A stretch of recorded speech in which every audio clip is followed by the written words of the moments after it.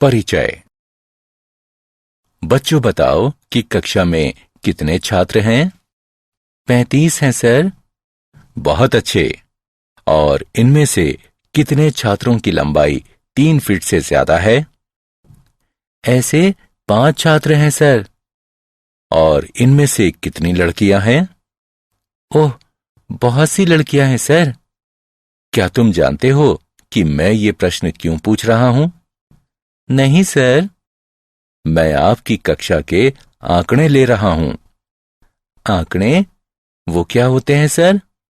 अच्छा चलो, आज हम अपने इस अध्याय में आंकड़ों के बारे में विस्तार से चर्चा करेंगे। उद्देश्य। इस पाठ के अंत में आप निम्न करने में सक्षम हो जाएंगे: आंकड़ों को परिभाषित करना, सांख्यिकी को परिभाषित करना, दंड आलेख, आयत चित्र और बारंबारता बहुभुज बनाना, माध्य, माध्यक और बहुलक को परिभाषित करना, माध्य, माध्यक और बहुलक की गणना करना।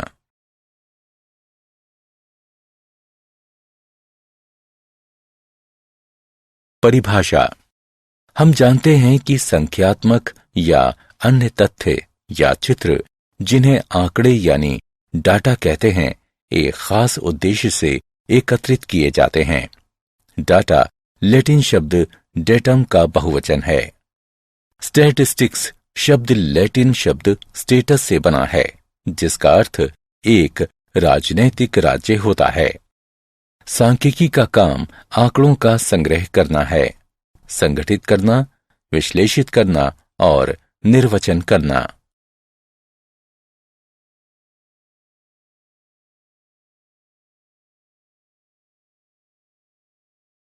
आंकड़ों का संग्रह है। आंकड़े दो प्रकार के होते हैं, एक प्राथमिक आंकड़े और दूसरे गौण आंकड़े। प्राथमिक आंकड़े। जब अन्वेषक ने अपने दिमाग में एक निश्चित उद्देश्य रखकर सूचनाओं को एकत्रित किया हो, तो इस प्रकार एकत्रित किए गए आंकड़ों को प्राथमिक आंकड़े कहा जाता है। गौण आंकड़े।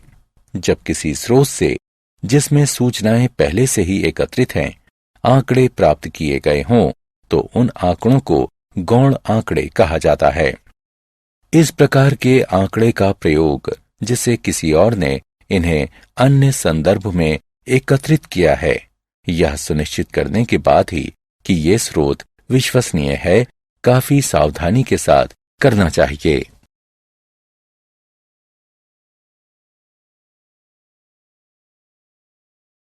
आंकड़ों का प्रस्तुतिकरण। आंकड़ों का संग्रह करने के बाद अन्वेषक को इन आंकड़ों को ऐसे रूप में प्रस्तुत करने की विधियों को ज्ञात करना होता है जो अर्थपूर्ण हो और सरलता से समझी जा सकती हों। आइए अब कुछ उदाहरणों को देखें जो आंकड़ों को प्रस्तुत करने की विभिन्न विधियों को दर्शाते हैं। संख्याओं को देखो। ये संख्याएं विज्ञान विषय में 10 छात्रों द्वारा प्राप्त किए गए अंक हैं। आंकड़ों के इस रूप को यथा प्राप्त आंकड़े कहते हैं। छात्रों द्वारा प्राप्त न्यूनतम अंक 25 है और छात्रों द्वारा प्राप्त अधिकतम अंक 95 है। यदि हम इन संख्याओं को आरोही या अवरोही क्रम में लिखते हैं, तो हमारे लिए अधिकतम अंक और न्यूनतम अंक ज्ञात करने में आसानी होगी। आंकड़ों को आरोही क्रम या अवरोही क्रम में लिखने पर काफी समय लग सकता है, विशेष रूप से तब जबकि प्रयोग में प्रेक्षणों की संख्या अधिक हो, जैसा कि अगले उदाहरण में आप देख सकते हैं। अतः यह आरोही क्रम है। अब हम स्पष्ट रूप से देख सकते हैं कि न्यूनतम अंक 25 है और अधिकतम अंक 95 है। आंकड़ों के अधिकतम और न्यूनतम मानों के बीच के अंतर को आंकड़ों का परिसर कहा जाता है। अतः इस उदाहरण में परिसर 95 घटा 25 बराबर 70 है।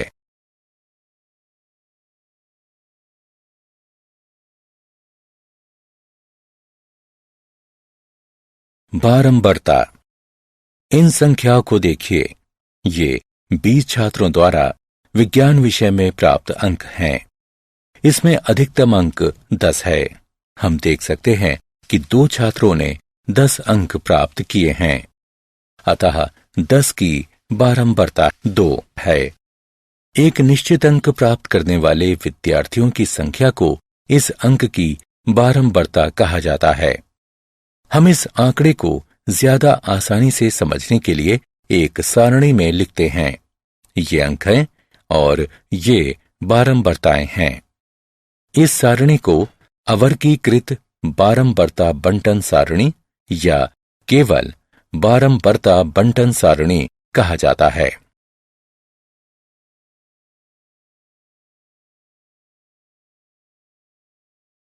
वर्गीकृत बारंबारता बंटन सारणी। कई बार हमें आंकड़ों की बड़ी संख्या प्राप्त होती है, तो ऐसी बड़ी संख्या वाले आंकड़ों को प्रस्तुत करने के लिए हम इन्हें वर्गों में बांट देते हैं, जैसे 0 से 3, 4 से 7 से लेकर 16 से 19 तक, क्योंकि हमारे आंकड़े 1 से 18 तक हैं। इन वर्गों को वर्ग या वर्ग अंतराल कहते हैं और माप को वर्ग माप या वर्ग चौड़ाई कहा जाता है। यहाँ माप 4 है। इन सभी वर्गों में सबसे छोटी संख्या को निम्न वर्ग सीमा और सबसे बड़ी संख्या को ऊपरी वर्ग सीमा कहते हैं। जैसे 0 से 3 में 0 निम्न वर्ग सीमा है और 3 ऊपरी वर्ग सीमा है। इस प्रकार की सारणियों को वर्गीकृत बारंबारता बंटन सारणी कहते हैं।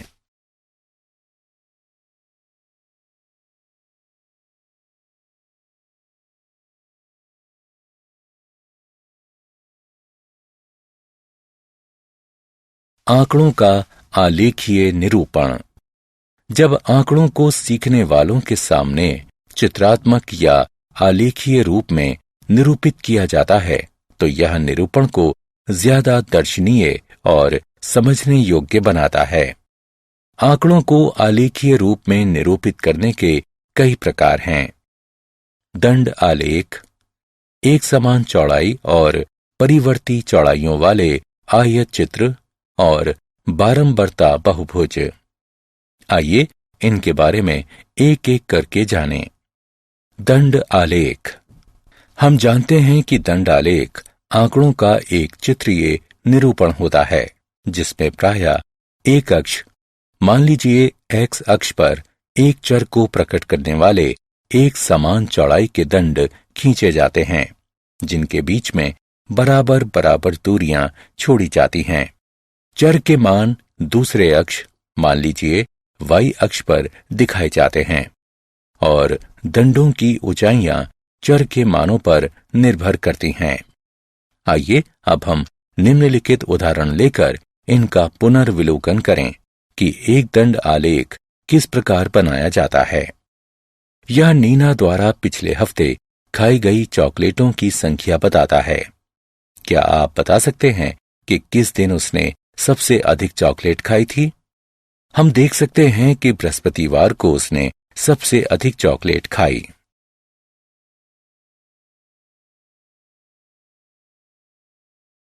दंड आलेख का निरूपण। अब हम सीखेंगे कि दंड आलेख का निरूपण किस प्रकार करते हैं। इस सारणी को देखिए। यह 20,000 मासिक आय वाले परिवार के विभिन्न वस्तुओं पर खर्च को दर्शाती है। आइए एक दंड आलेख खींचिए। दंड आलेख बनाने के लिए हम वस्तुओं को क्षैतिज अक्ष पर और खर्च को ऊर्ध्वाधर अक्ष पर दर्शाते हैं। दोनों अक्षों पर वस्तु और खर्च को चिन्हित कीजिए। यहाँ 1 का अर्थ है 1000 और 2 का अर्थ 2000 है। अब अपनी पहली वस्तु को निरूपित करने के लिए, जो कि ग्रोसरी है, हमें 4 इकाई का एक दंड बनाना है। इसी प्रकार दूसरी वस्तुओं को 1 इकाई के अंतराल के बाद 2 क्रमागत दंडों द्वारा निरूपित करते हैं। आयत चित्र। दंड आलेख की तरह ही आयत चित्र भी आलेख पत्र पर बनाए गए स्तंभों से बनता है। आमतौर पर दो आसन्न स्तंभों के बीच कोई रिक्त स्थान नहीं होता। यह संतत अंतरालों के लिए प्रयुक्त होता है। इस बारंबारता सारणी और इस वर्ग अंतराल को देखिए। ये अंतराल संतत है। यह बारंबारता सारणी 36 छात्रों के द्रव्यमान को निरूपित करती है। आलेख खींचने के लिए भार को क्षैतिज अक्ष पर और छात्रों की संख्या को ऊर्ध्वाधर अक्ष पर निरूपित करते हैं। चूंकि अधिकतम बारंबारता 15 है, इसलिए हमें अधिकतम बारंबारता को निरूपित करने के लिए पैमाना चुनना होगा। साथ ही क्योंकि पहला वर्ग अंतराल 0 के बजाय 30.5 से प्रारंभ होता है, हम इसे अक्ष पर एक व्यवधान के द्वारा अंकित करेंगे। आइए अब वर्ग अंतराल 30.5 से 35.5 के लिए 9 सेंटीमीटर लंबाई का एक आयत बनाएं। इसी प्रकार हम दूसरा आयत बनाते हैं। इसे आयत चित्र कहते हैं।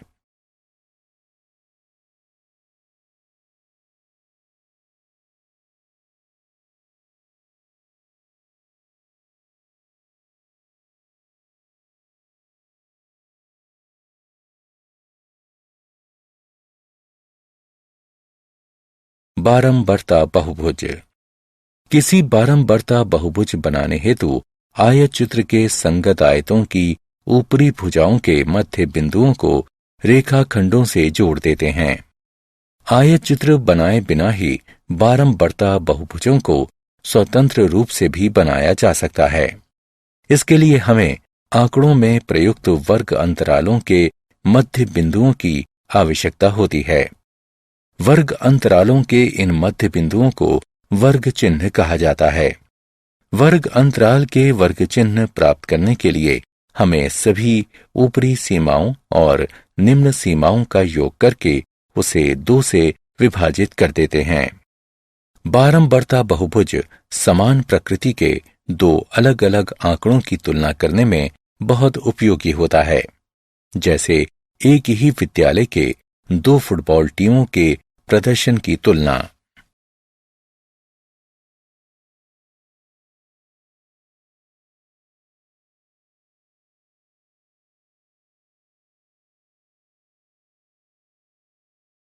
केंद्रीय प्रवृत्ति के माप। केंद्रीय प्रवृत्ति का आशय आंकड़ों के माध्य या किसी खास मान से होता है और इसका मापन माध्य, माध्यक और बहुलक से किया जाता है। आइए एक एक कर इनके बारे में जानें। माध्य। अनेक प्रेक्षणों का माध्य या औसत सभी प्रेक्षणों के मानों के योग को प्रेक्षणों की कुल संख्या से भाग देने पर प्राप्त होता है। इसे इस चिन्ह जिसे x बार पढ़ा जाता है, इससे प्रकट किया जाता है। माध्यक। माध्यक दिए हुए प्रेक्षणों में वह मान होता है जो इसे ठीक ठीक 2 भागों में विभक्त कर देता है।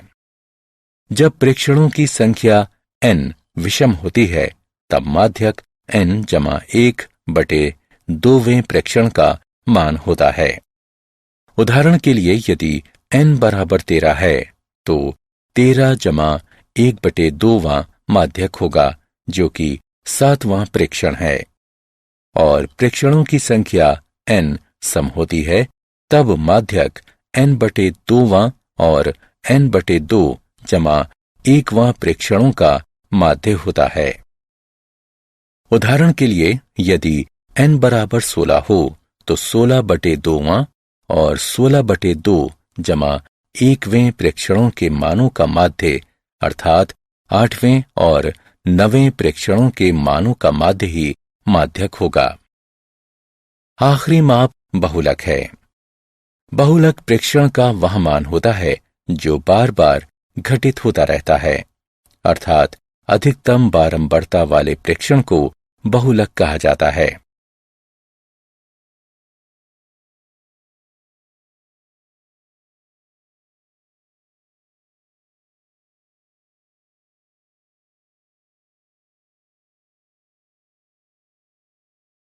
उदाहरण।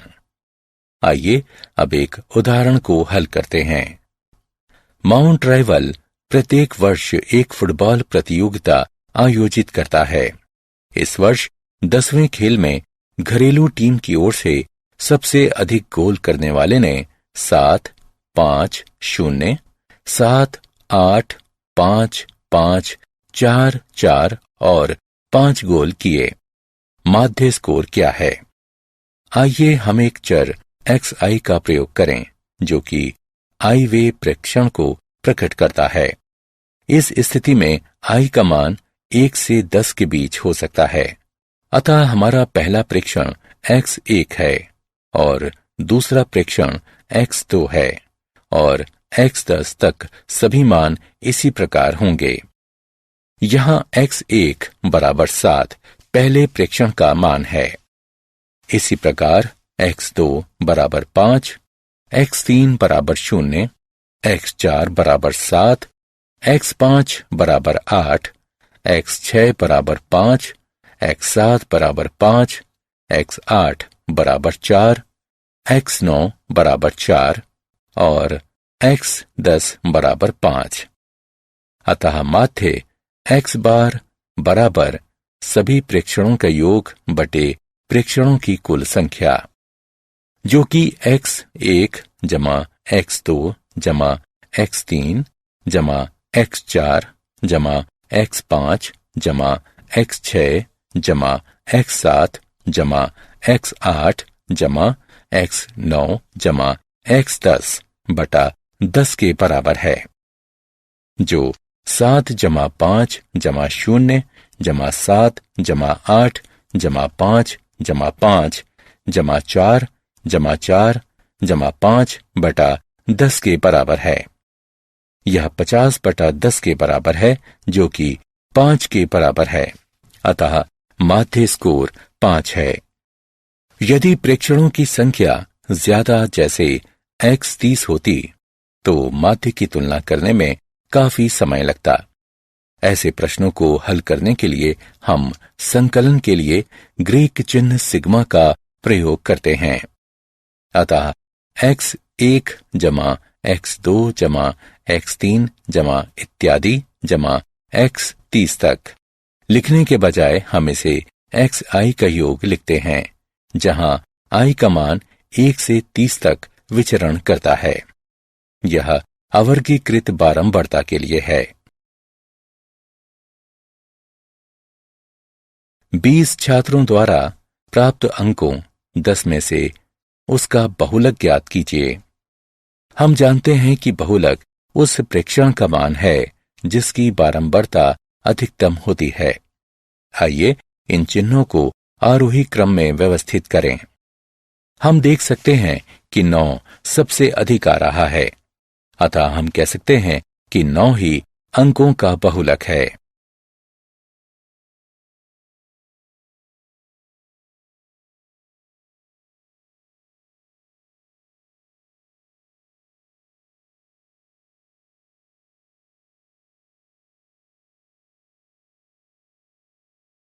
क्या आप जानते हैं, स्टेटिस्टिक्स शब्द लैटिन के स्टेटस या इटालियन शब्द स्टेटिस्टा से आया है। इन शब्दों का अर्थ राजनैतिक राज्य या सरकार होता है। शेक्सपियर ने अपने नाटक हैमलेट सन 1602 में स्टेटिस्टिक्स शब्द का प्रयोग किया है। पुराने समय में सांख्यिकी का प्रयोग शासकों द्वारा किया जाता था, लेकिन सांख्यिकी का प्रयोग शासकों और राजाओं तक ही सीमित था, जो इसका प्रयोग अपने सैन्य क्षमता, संपत्ति, करों और दूसरे सरकारी मदों के आकलन के लिए अपने राज्य की भूमि, कृषि, वाणिज्य, जनसंख्या की गणना के लिए किया करते थे।